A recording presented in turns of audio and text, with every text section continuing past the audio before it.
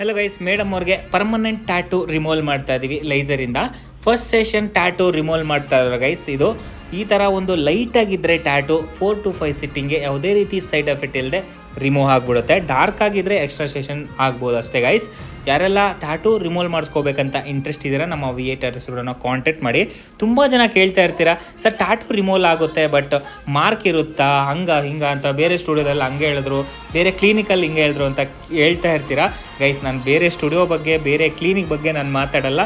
ನನ್ನ ವರ್ಕ್ ಬಗ್ಗೆ ನಾನು ಎಷ್ಟು ನೀಟಾಗಿ ರಿಮೂವ್ ಮಾಡ್ತೀವಿ ಅನ್ನೋ ಬಗ್ಗೆ ಮಾತ್ರ ನಾನು ಮಾತಾಡ್ತೀನಿ.